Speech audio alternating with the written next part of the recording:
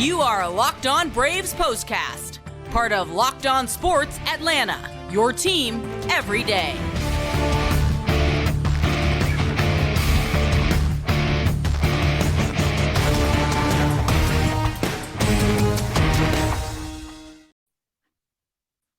Hello and welcome into the Braves POSTCAST. Grant McAuley and Jake Mastroianni with you after a win by the Braves over the Cincinnati Reds, 5-4. The final score is Atlanta sweeps away Cincinnati, moves to 9-4 on the season, and gets a much-deserved off day before heading out to Kansas City. We got a lot to talk about on this edition of the Braves POSTCAST, but as always, we get started by reminding you to subscribe here on YouTube to Locked On Sports Atlanta. Make sure you hit the bell to get notified every time we drop a new episode, and make sure you're subscribed to Locked On Braves wherever you get your podcast. Well, Jake, this was an interesting game because we had Spencer Strider on the mound against Hunter Green. We were expecting a lot of swings and misses. There were, in fact, a lot of those. We were kind of expecting Spencer Strider to maybe make it a little bit deeper into this game. I'm sure he wanted to. And the Braves bullpen got tested again. The offense had to come through with some big hits. Basically, what I'm saying is it took a team effort to get this thing. It did. Look, I mean, the Braves bullpen has been worked here lately. Starters not able to go deep into games. That's not good recipe over the rest of the season. So that's something that definitely has to change. But what's great to see, the Braves, as you said, a team effort. All three of these wins, none of them easy, but they were wins nonetheless. And we will certainly take all of those that we can get, Grant. Yeah, you'll take all the wins you can, no matter how they happen. As I've said many, many times last year, you can win ugly, but you can never lose pretty. And the Braves haven't had to do too much losing here thus far in 2023, and they didn't have to do it on this night. Let's take a look inside the box score for game number 13 as the Braves sweep away the Reds by winning the finale. The Reds 4-7 now on the year, 4 runs, 6 hits, no errors, 6 men left aboard. Braves 9-4, 5 runs, 9 hits, no errors, 6 men left. Kirby Yates picked up the win in relief with a scoreless 8th inning. Buck Farmer took the loss. He gave up the go-ahead home run to Eddie Rosario. Those are two men we're going to be talking about quite a bit in Yates and Rosario. A.J. Minter locking down the save, his second of the year. 2 hours, 32 minutes, crowd of 30,648 were on hand to see it. Let's start with Spencer Strider because he was the man on the mound. We expect a lot from Spencer every time he goes out there, and he expects a lot of himself. And the first 3 innings, the one thing we saw a lot of was pitches. The first 3 innings, 75 pitches to get through 3. I didn't think he was going to make it through 4. I don't know about you. Yeah, no, the fact that he got through 5 in and of itself was pretty amazing. And we saw him be that Spencer Strider those last 2 innings, but it's really just like his last start. It's, you look at it, 5 innings, 3 earned. I mean, gave his team a chance to win. But again, I think we've set that bar so high for Spencer Strider, and he sets that bar so high for himself that you look at this outing and think, man, it's just really not what we have come to expect from him. But again, a lot of it with these Braves pitchers here lately, it's they're hurting themselves. And we've talked about it on here before a lot. It's the walks, and it's just the inconsistency with command from time to time that tends to elude them. I mean, they're bottom 10 in all of baseball right now in walks per 9. That just continues to be an issue, and it's raising up these pitch counts, and these pitchers aren't able to go deep into games. But again, you look inside the stats and all of it, and it's still a dominating performance from Spencer Strider, who once again has 9 strikeouts as he's done in all 3 starts this year. Doesn't get hit hard, only 84.9 mile per average exit velocity against him, and a lot of swings and misses as well. I mean, 23 swings and misses in this game, 11 on the fastball. So again, just kind of an unusual box score for Spencer Strider because it looks like a dominating outing when you look at the analytics and all of that, but just that pitch count and the walks, not able to go deep in the game, really hurting him right now. Yeah, it is. 5 innings, 4 hits, 3 earned runs, couple of walks, 9 strikeouts for him, no home runs for the Reds. 7th consecutive start with 9 punch-outs, 3 in a row to start 2023, but those last 2 innings I thought to me were as huge as anything I saw from Spencer Strider. It was how he finished. Now, he credited Rick Kranitz as coming out and kind of, lighting a fire maybe. We saw the fastball start to elevate in terms of velocity the last couple of innings as he was blowing away the Reds. Really, the first inning he ran into trouble. The 3rd inning was the one I thought might sink him and might push him out of this game very early. And when you think about what the Braves bullpen has had to cover, particularly with 12 consecutive games since the off day after opening day, this is a bullpen that's had to go to work every single day. And in this series, they've been tested a lot. Kyle Wright only lasted 3 innings the night before. Michael Tonkin had to come in and throw 3 innings just to bridge. Lucas Litke was pushed into double inning duty in this one. So it was a tough game all around in terms of what you had available in the bullpen. If Spencer Strider went out, it was going to get that much tougher. with having to cover all of those frames. But the fourth and the fifth innings, I thought were a real, I think, return to form for Spencer Strider. We will definitely call it that. We're going to talk a little bit about the Braves offense, which, of course, got a go-ahead home run from Eddie Rosario late, but was powered by that man again, Ronald Acuña Jr. We'll talk about him in a moment, but I want to tell you, grand slams, no-hitters, double plays, they're all back, and there's no better plays to get in on the MLB action than FanDuel, America's #1 sports book. Right now, new customers can step up to the plate with no sweat first bet up to $1,000. Just go to FanDuel.com/lockedon. Sign up, place your first bet, get $1,000 back in bonus bets if you don't win. That's FanDuel.com/lockedon. FanDuel is the official partner of Major League Baseball. Now, at the top of the order, we had Ronald Acuña Jr. kind of doing his thing on this night. No, he hasn't been hitting a whole bunch of home runs here over this first 13 games, but Jake, the guy's batting .370. He's finding his way on base 2-3 times a night. He's stealing bases. He's scoring runs. And I think it's important as anything, he knocked in some key runs in this one. A 2-run single to get the game tied up early. A game-tying single a little bit later on to bring the Braves back even and set up Eddie Rosario. Ronald Acuña Jr. was the right man at the right time and the right place a couple of different times in this game. Yeah, I want the home runs to come, and I think they will.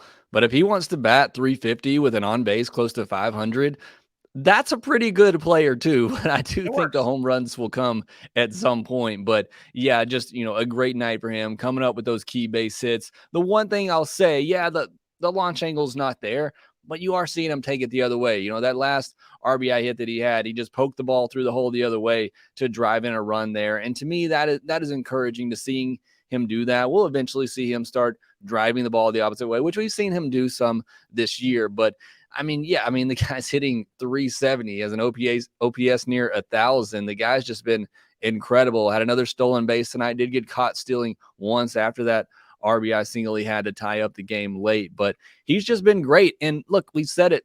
It feels like almost every night, at least one of those guys at the top is going to get it done. Matt Olson didn't have it tonight, but Acuña gets on base 3 times. Austin Riley gets on base 3 times. And then it's just up to somebody else in the middle of that order to get it done. And tonight, Grant, it was Eddie Rosario. Yep, Eddie Rosario has been swinging the bat well. I think maybe starting to come to life a bit. We've talked about some of the exit velocities for him in spring training in the World Baseball Classic. Now we're starting to see him here in the regular season. And I know we talked about it, and Marcell Ozuna, he had another offer in this game. It wasn't a great night for him, but Eddie Rosario, I don't feel like needs to be lumped into the same boat with Ozuna because the reasons for their performances in 2022 in particular couldn't be much different. And Eddie, it looks like, has that eyesight back, has that hand-eye coordination back. He was blistering baseballs in this game again, including the go-ahead home run. That is a welcome sight for the Braves, no pun intended whatsoever, because I still think Eddie Rosario has a big role to play in helping the Braves round out their outfield, maybe helping out at the DH spot. But either way, I do think Eddie Rosario is a key player for the Braves as they look to have this all-around lineup depth that they so badly wanted to have. And that's how Alex Anthopoulos constructed it, to make sure there's not a whole bunch of places you can go for outs in the starting 9. Yeah, and look, Eddie coming back and being the Eddie that he was in Minnesota, which was a really good player. That's what the Braves are looking for here. They're not going to get super Eddie Rosario back from the NLCS that was just unconscious, but that swing on the home run he hit tonight, that pitch is an up and away fastball out of the zone, and he's able to get up to that and drive it out to right center. That's pretty impressive stuff right there. And yes, I don't lump those two together. I know a lot of people do just because those have been big holes for the Braves, left field and DH. But Rosario, his issues last year all really had to do with his sight. And he's been making contact early on in this season, just hasn't been having that batted ball luck. But 3 hard hit balls tonight, has the 2 hits, the big home run. Even, in the last couple of weeks where he's been struggled, I've seen him line some balls pretty hard. They've unfortunately just gone right to some outfielders. So hopefully this is a sign of Rosario getting going because, like I said, those 3 at the top, at least one of them is going to get it done every night. You need somebody in that 4 through 7 spot to pick them up and drive in some runs. And again, good to see, Murphy's done it a couple times in this series. Rosario does it tonight. So just good to start seeing those other guys really step up. Yeah, definitely is. Now, one guy who has stepped up all season long is Orlando Arcia. And unfortunately, he got plunked by a fastball on the wrist in the second inning, ended up leaving the game, I believe, in the third. The Braves announced that x-rays taken on that wrist were negative, so swelled up, I'm sure, on him. He got hit with a 98-mile-an-hour fastball. If I remember the reading on the radar gun correctly, that's going to be pretty painful. Fortunate that it's not a break. I'm sure the Braves will try to let that swelling subside there on the off day and figure out if they can get Orlando back in there as soon as Friday. But that's an injury scare, Jake, for a club that's had to deal with an awful lot of injuries over 2 weeks worth of games. Yeah, it's just frustrating because, like you said, they've had to deal with a lot of injuries here early on. And here's a guy in Orlando Arcia that got this starting job, all this momentum, had a great start to the season. And now you got this, and you just really hope it doesn't become a huge setback for him because, I mean, hitting 333, a 911 OPS. I mean, the guy, and great defense as well at shortstop. I mean, the guy really was off to a fantastic start. So you really hate to see this. You hope it's nothing. Good to see that the x-rays came back negative, but hopefully he can get back in there sooner rather than later. Love Adrianza for what he can do. I don't know that the Braves can handle him playing the shortstop position every day for, a week or so at a time. It likely would be somebody gets called up, but you really need Arcia back in there, especially he's been one of your hottest bats all season long. And again, I just really hate it for him because he's won this job. He's playing so well. And to have this, come up again, hopefully it's nothing significant and he's able to get back in there soon.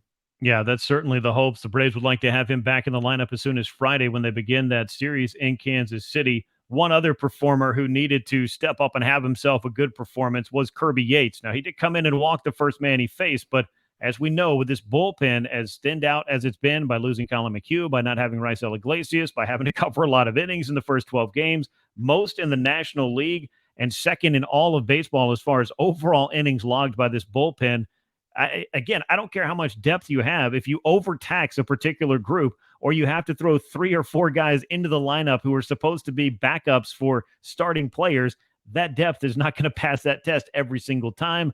And I think that the Braves bullpen has made it work. They, I believe at this point, are top 7 in Major League Baseball in earned run average. I know that's kind of an old-fashioned metric, but it lets you know they're not coming in and getting blown up every night. And they're not giving up a whole bunch of unearned runs either. So if you look at it in terms of the 30,000-foot view, they're making the best of what they've got with the guys that they have in right now. But this group could get stronger with Raisel Iglesias when that happens and with Colin McHugh back. But on this night, you needed Lucas Licky to come in for a couple of innings. You needed Kirby Yates to bridge the 8th, and A.J. Minter came in and locked it down for the 9th. But, Jake, thus far, I feel like the bullpen has passed the test more times than not.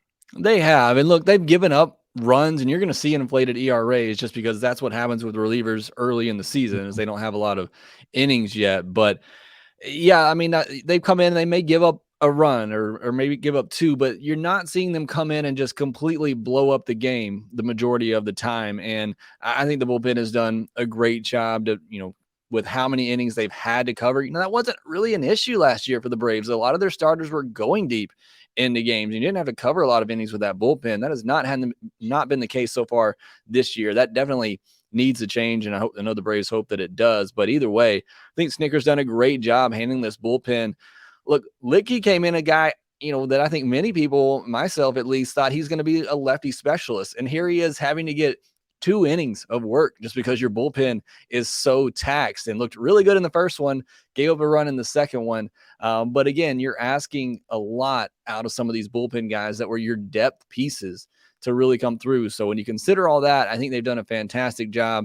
A good night for Yates, as you said, even after the leadoff walk, to come in and get that clean inning. And then Minter looking like himself again after blowing the save the other night was great to see. Yeah, and you can't kind of be a captive of recency bias, especially when you're only talking about a dozen games or so worth of, statistics at this point. Yeah, I mean, it's a bad impression, but it's the first impression, and as it happens thus far in 2023, it's the only impression you got of the start guys get off to, of certain appearances by certain relievers. But, Brian Snitker does, I think, as well as anything, manage that long game throughout the course of the season. He knows he's going to have to mix and match some of these relievers. There are going to be guys that are going to try to stay away from certain days, and I think the last couple of days has really shown that. But if you want to make this bullpen better, I'll tell you a couple things that can do it. One of them's named Max Fried. The other one is named Kyle Wright, getting back to himself. And as we can see, if Charlie Morton and Spencer Strider can kind of get back to their norms, then you have the makings of that rotation that is supposed to make your bullpen better simply by covering more innings.